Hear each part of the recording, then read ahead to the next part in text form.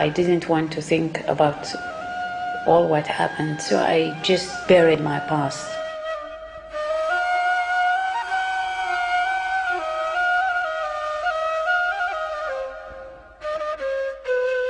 There were 38,000 Jews living in the northern part of Libya at the time.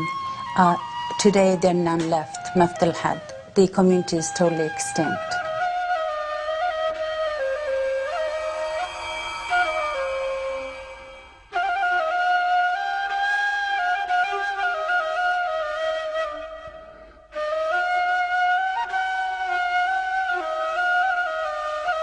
If somebody wants to understand what is going on in the Middle East, they have to understand the Jewish refugees from Arab countries.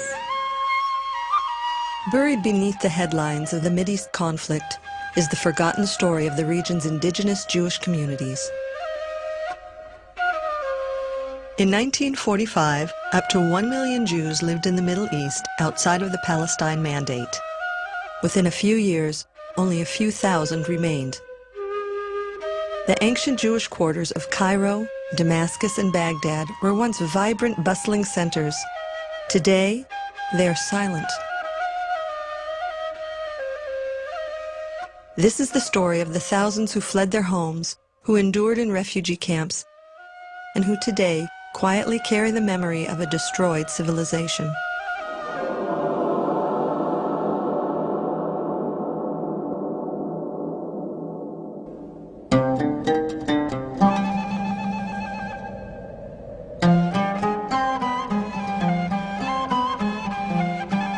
I was in Los Angeles on a business trip. I was in a hotel, and there was a young lady in her mid-20s, and I could tell from her name and from her looks that she was Egyptian.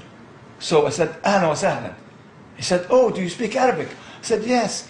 And she said, "Why did you leave Egypt?" I said, "Well, I'm Jewish." He said, "Oh, I didn't know that there were Jews living in Egypt." And I told her the whole story, and she was shocked.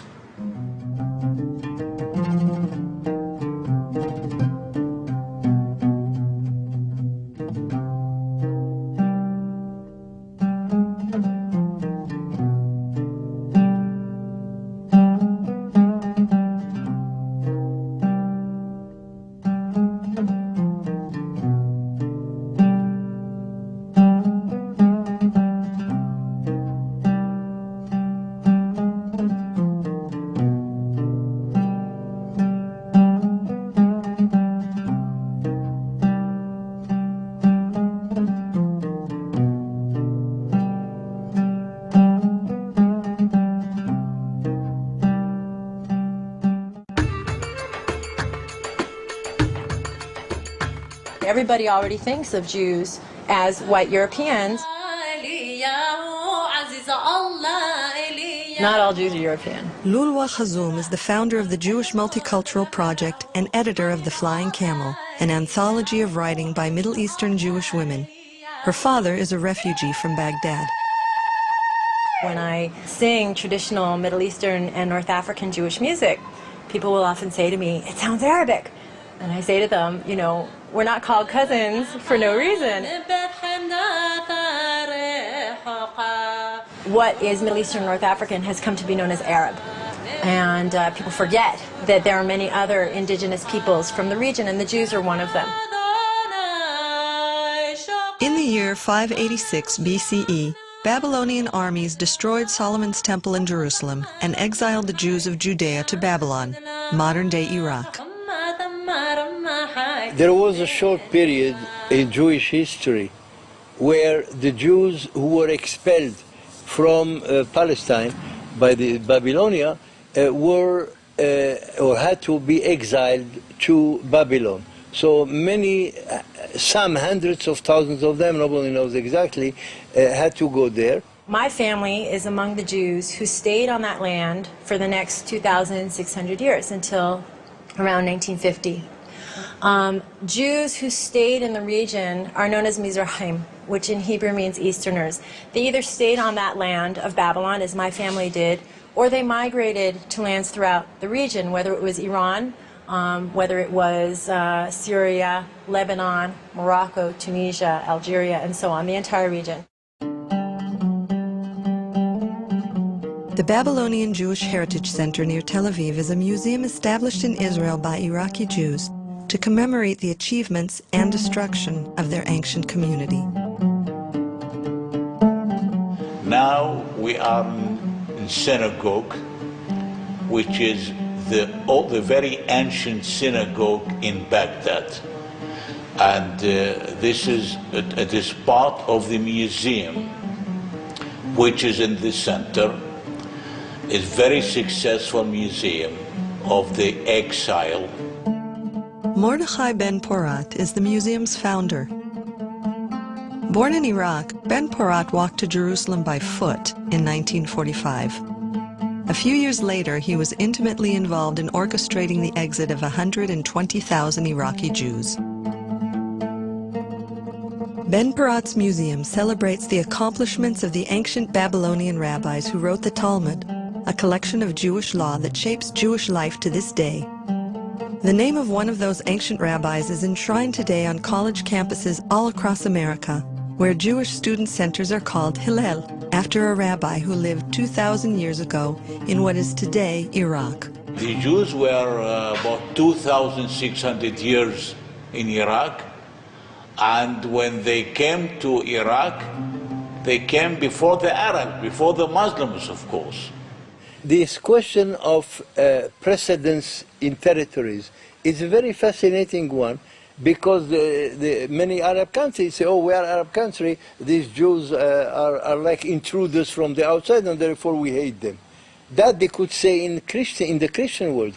The Jews, for the most part, came to the Christian world after the war of Christianity. But in many of these countries, for example, North Africa, Egypt, Babylonia, Jews preceded the Arabs by many centuries, and sometimes by millennium. In the year 622, a new religion emerged out of the Arabian Peninsula. Within a few years, Arab Muslim armies had conquered most of the Middle East. Mizrahi Jews found themselves referred to by an Arabic word, dhimmi.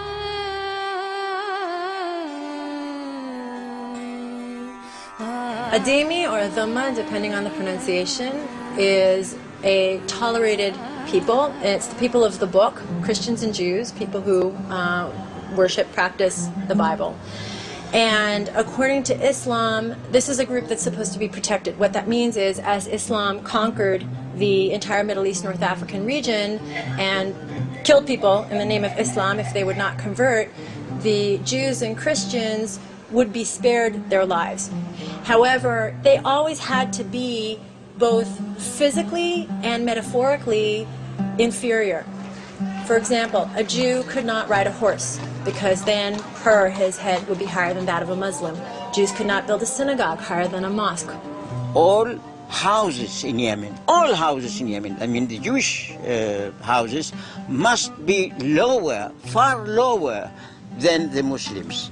If, God forbid, one of the houses is a little bit higher than the of the Muslims, it will be pulled down. You see, the dhimma, as I said, is juridical. It's very precise, but it has also economic, political, and social repercussions. And there are many of them. One, for example, the Jews and the Christians, by the way, had to wear special items of clothes in order to differentiate themselves. For example, the yellow patch. That's not a Nazi invention. It was invented back in the 8th century, and the Jews and the Christians were forced to wear it. The Jews and the Christians could not ride the horse, because horse is a noble animal. Only Muslim can. Jews and Christians had to ride the donkey or to walk on foot. And Jews and Christians could not build any house of prayer, new one. And even if they wanted to refurbish the old ones, they had to have a special permission. And even when they got permission, it could not be higher than the nearest mosque, in order to demonstrate exactly the point that Islam is supreme and nothing can be seen to compete with it. That's the issue. This whole idea of dhimmi